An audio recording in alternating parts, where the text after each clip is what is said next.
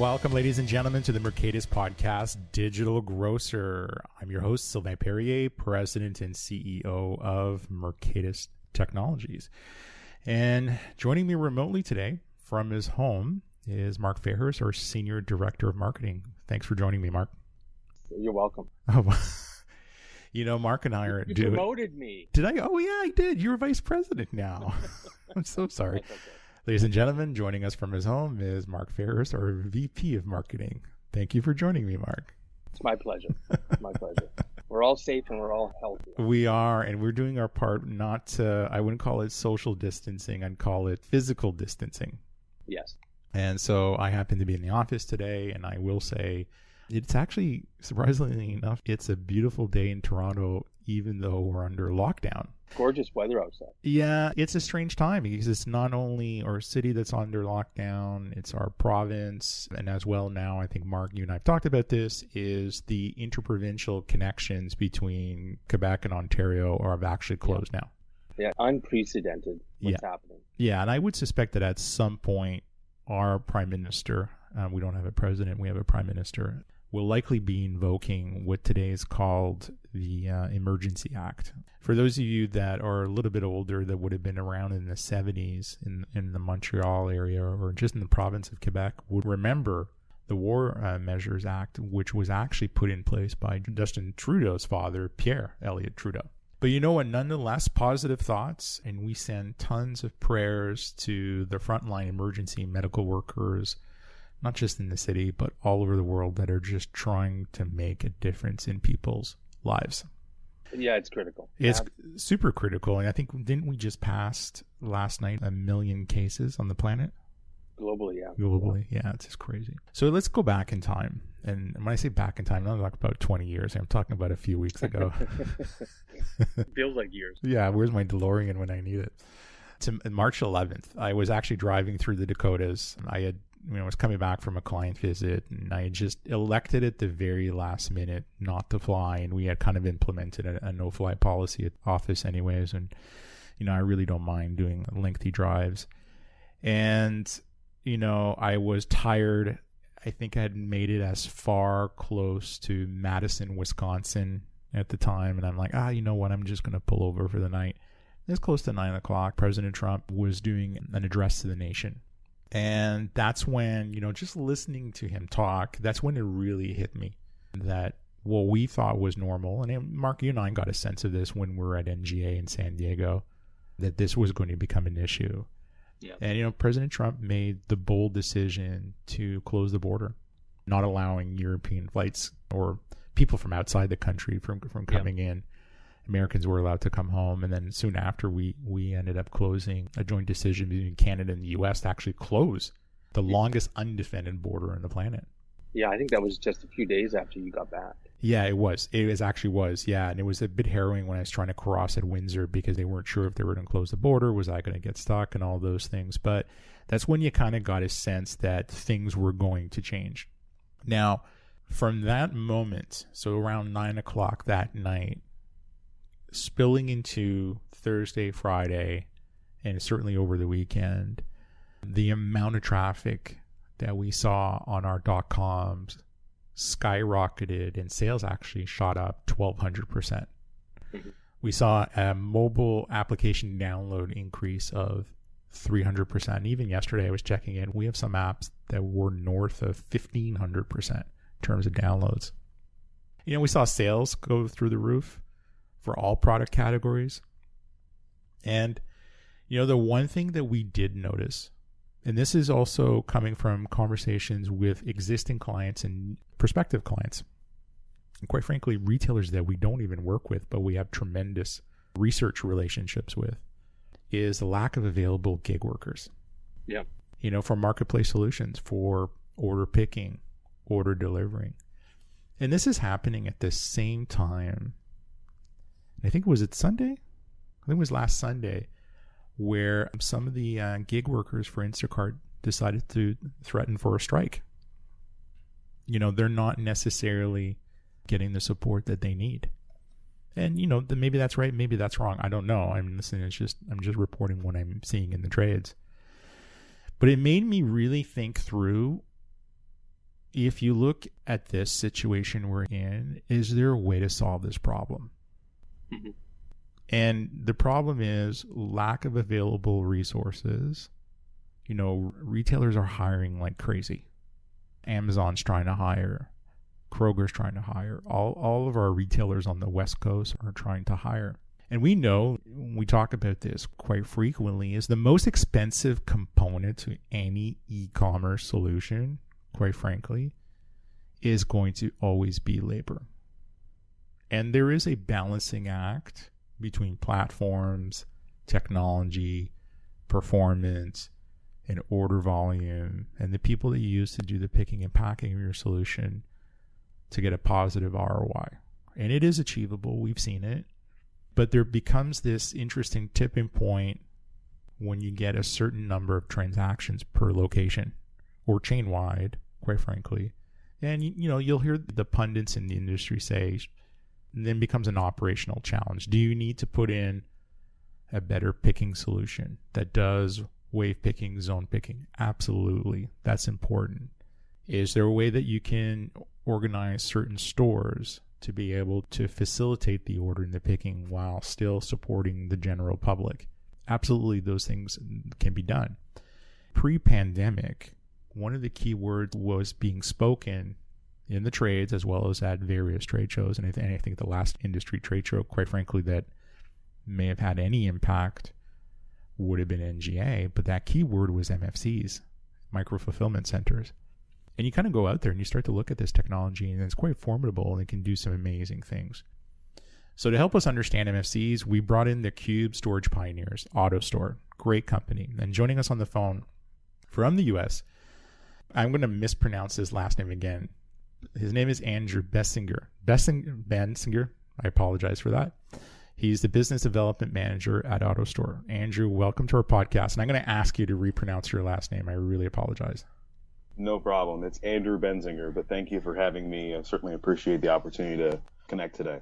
So, Andrew, can you explain to our audience the idea of an MFC? So a micro-fulfillment center, or MFC as a lot of the industry is calling it, is really a couple different things. The overarching principle is around how do I operate in a smaller facility than a traditional DC? And, where the facility can be, whether it's in a grocery store in the center, in the back of a grocery store, or in a dark store, is kind of up for debate based on volume and based on configurations that are needed for the particular application. But the concept is, the driving force is customers that are shopping in grocery stores online or in person are trying to get closer to their grocery store. And the grocery store is trying to solve the demand requests or asks a couple of different ways, and being able to do that in a 1, 2, or 3 hour time frame is really tough without automation. And that is where the micro fulfillment center came to be. How do we put automation? How do we put, those demands that the customers are asking for closer to the customer and closer to the grocer, as opposed to a, whether it's established or not, but it's a, 200,000-300,000 square foot facility where they're doing store replenishment. Now, you just can't serve the customers from those kind of large facilities.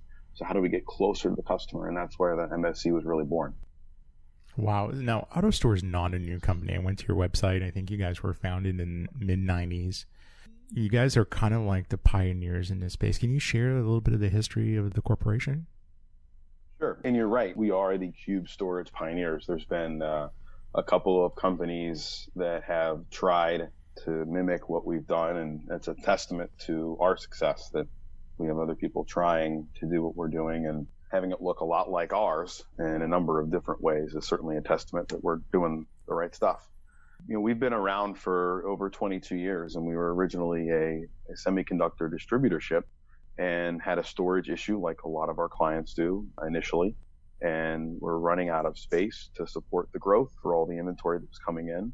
And essentially, we built Autostore as you see it today, and over time used it, perfected it. And, what I think is really interesting part of the story is that neighbors of ours in Norway came and saw the solution 5 years after it was born and said, "Oh, that's really cool. That would solve a problem of ours. Can we get one of those too?" And we're like, "Sure, why not? So we'll build you one." And 2 years later, someone else came and saw our facility and did the same thing. And we thought, maybe we have a business here. And, I think one of the reasons I tell that story is it's a little bit unique.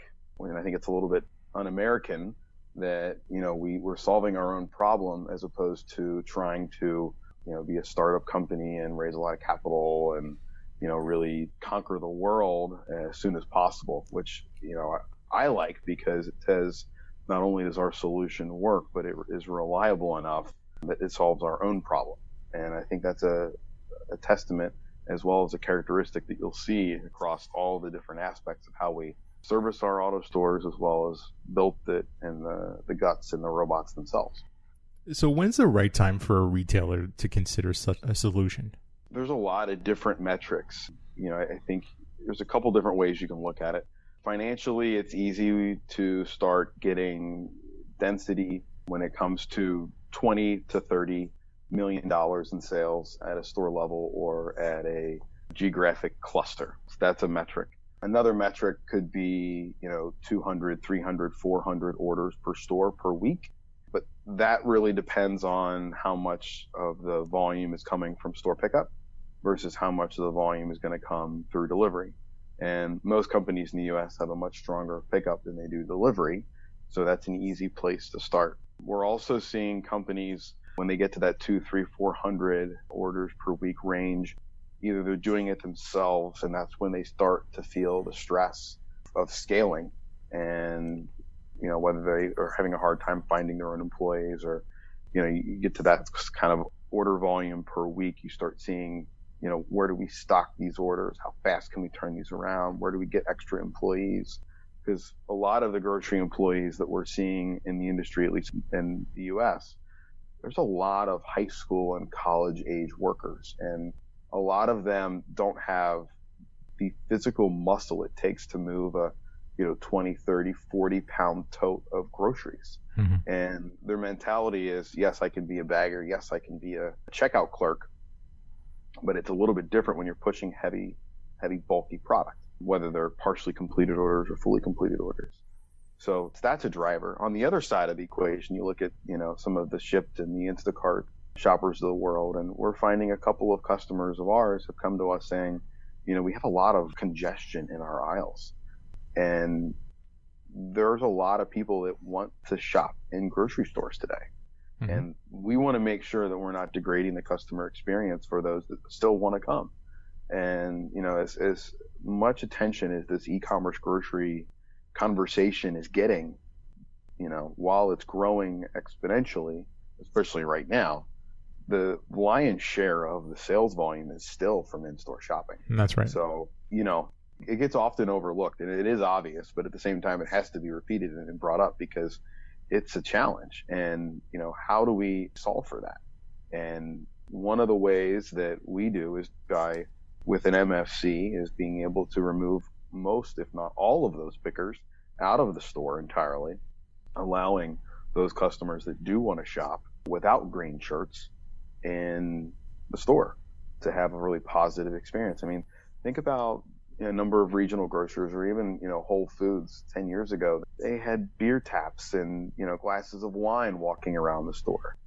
Pretty hard to do when you're bumping into, third-party shopping groups or even your own shoppers, clogging up the aisles. It's a long way from that elevated experience that a lot of people are trying to accomplish. Yeah, no, absolutely. And what's an average size? Is this 10,000 square feet, 15,000 square feet?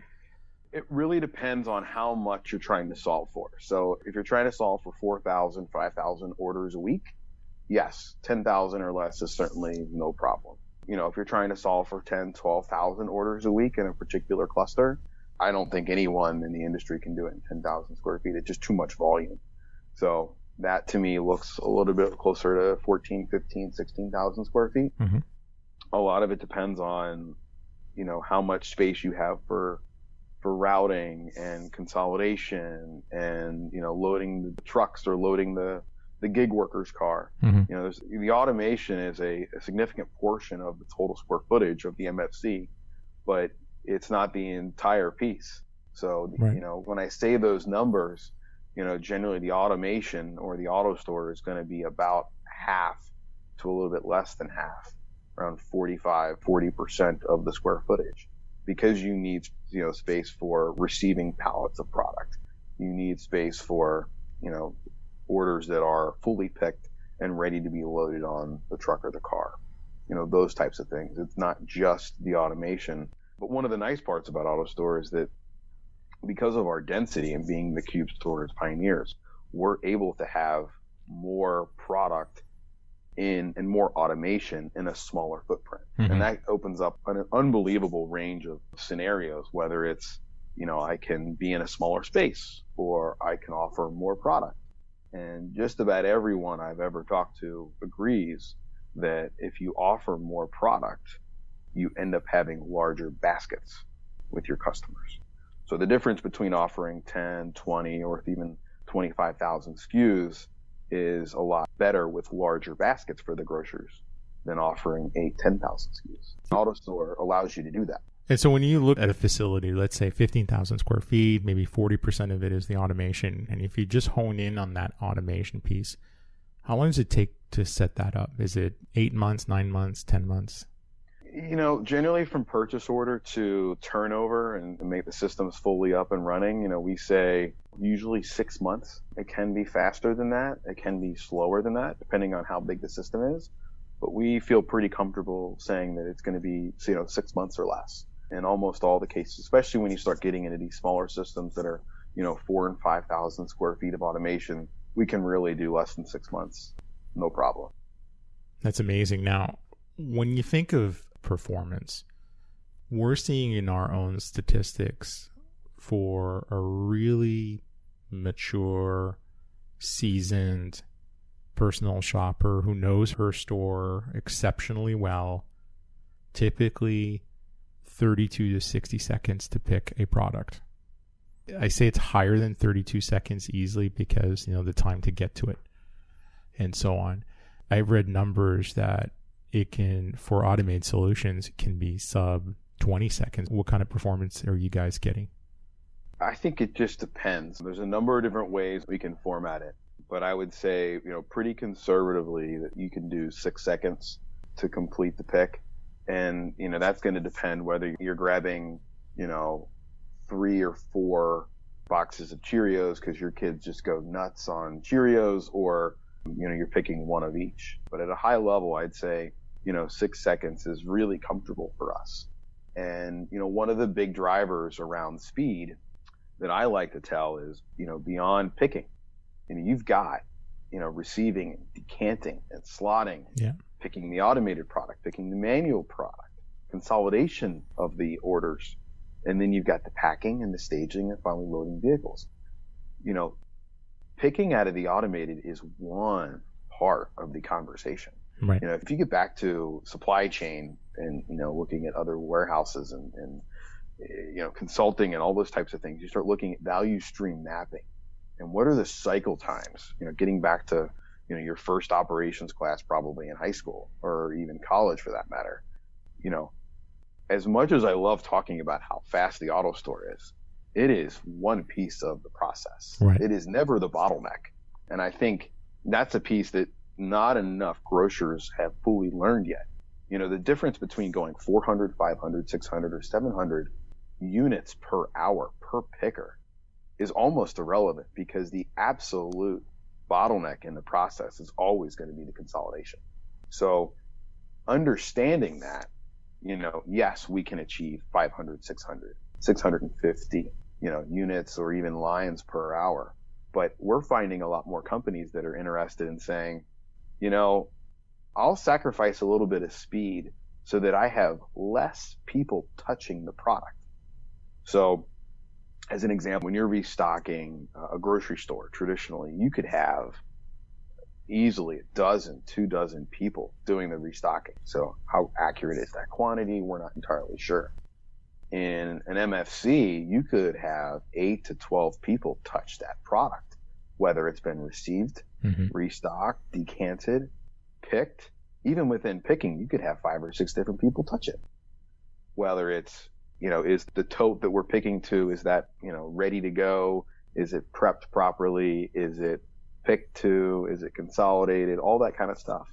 Because you've got picking out of the automation in a chill environment and an ambient environment, but then you have picking in a manual environment, product that's not in the automation and the chill as well as the ambient as well as the frozen. So you've got potentially 5 different people touching it. Now, we're finding that quality, accurate orders, and customer experience is becoming a big driver for people that actually have done this before. There's a lot of people that are just getting their foot wet. But for those that are not, they're saying, we'll sacrifice a little bit of speed so that we can have a better customer experience. And as interesting as that conversation is, it's happening a lot more. So it builds on my point that as fast as picking is and as interesting as it is, what's the goal here? The goal is to get your product, which is your groceries, to your customers complete and as fast as possible. The goal is not how fast can you pick. Right. And that's a huge disconnect. You know, we're rooted in supply chain. We've been doing this for 22 years. We've got 450 installations globally. So we've been doing this a long time. We know what it takes to have a successful, implementation and a successful experience so that customers are ordering a second system in a second site or in another country and those types of things. We've done all this before. And what I think is really cool is we're not actually changing a lot. So our robots are the same robots, whether you're an e-commerce company or a grocery company. We're not making massive modifications. So we can take all of those 22 years of experience with us and bring it into the grocery, which there are nuances to grocery and we know them and we've certainly learned them. But, we're not a 2-year-old startup company that is, trying to put our first, second, or third site out there. So there's an expertise from an integration perspective and an entire, how do I run a best-in-class micro-fulfillment center for groceries? Because we're trying to get these orders out complete and as fast as possible. So when you think in the terms of an ROI, is this something, again, there's so many variables to an ROI, but if you take an average installation, and I wouldn't know what average is, and maybe that actually doesn't exist, is this an 18-month, 24-month? What does that look like? In the projects that we've done so far, we're really seeing right around that 2-year mark. So call it 24 to 27, 28 months. Almost everything in the grocery side is less than 3 years that we've seen so far. But at the same time, there's a whole host of factors. You've got to look at, what's the benefit of the logistics costs that you have from, which is a huge cost driver, major cost driver in that final mile. Yeah. Are you driving the product from a hub and spoke model? Because there's a logistics cost to delivering to the store a couple times a day. And, are you going to support 5 stores? Are they 5 or 10 miles away? Or are they 30 miles away? All these different things drive into that. It's the same way that, labor costs drive. So in a warehouse, you typically see $12 to $18, headcount costs, not even fully loaded with benefits, et cetera. And typically in the grocery stores, you see a lot less than that. Sometimes it's $8 an hour, varying in the teens as well. So net of all of that, we're seeing that just over 2-year mark when it comes to an ROI. But having said that, the growth that we're seeing, especially right now with the whole virus issue, is crazy. The volumes are through the roof, and we're seeing a few grocery companies as early as last year plan for 3%, 5%, and 10% growth. Mm-hmm. And they hit that in the first day of March, which is pretty crazy. So I think we're also really well positioned from a flexibility perspective that as you grow, we can grow with you. Right. And that's a huge proponent that you need to have, because I don't think anyone really knows how big this market's going to be. Right. I think everyone knows it's going to be really big. Mm-hmm. And we don't know how fast we're going to get to that big market. Yeah, I would agree. Those are two, how fast and how big are great questions. And I think no one will argue that it's moving in the right positive direction. Yeah, I would agree. And, Autostore can really scale with you. It is not a 1 or 2 year growth plan for an expansion. We can very easily expand in a number of single digit weeks, whether it's more storage to offer more SKUs and more days inventory on hand, or more speed. And speed can be more robots for the actual picking, or speed can be adding a second station or a third station, or, more orders out for that same hour. So, we're the most flexible solution out there. And I think it's, especially the times right now, flexibility is huge. Absolutely. Absolutely. Now, so hypothetically speaking, so if you were coming to Toronto to set up a system, and, obviously there's support and maintenance is a component of this, do you train someone local, or do you come in and implement labor in that market to support the retailer? Yeah, so we train them. So we found that there's not enough money to go around. There's not enough margin in this industry to pay 6 or 7 different mouths. It's just not there. So we train the grocer themselves how to operate it, how to run it, and how to maintain it. So we say that a supervisor, or I like to call them robot doctors, they can manage well over 100 robots. And in these MFCs that we're seeing, the quantity of robots in that system is always less. And let's just use a nice round number of 50. So what I'm saying is, from a maintenance perspective, one person can, in half or a third of their job, can manage the whole system. Now, other technologies aren't nearly as reliable as we are. It's not our reliability numbers. Our uptime is 99.7%. No one's even close to that. So that allows us to not have full-time staff 24/7 on site with an Autostore logo badge, making sure this thing actually works. Because we've been doing this for 22 years, we know it works. Our customers know that it works. So, there's preventative maintenance, that you have to do, just like owning a car. You got to make sure it, if you want it to run for a decade or even 2 decades, like our Autostores do, you got to take care of it. But taking care of it is not a full-time job. It is a part-time job. And from a technical perspective, it takes very, very little. So I say in the warehouse space, if you have someone who can repair a conveyor, just about every warehouse does, they're overqualified after our 3-day training to do all the maintenance that they have to do for an Autostore. Oh, that's amazing.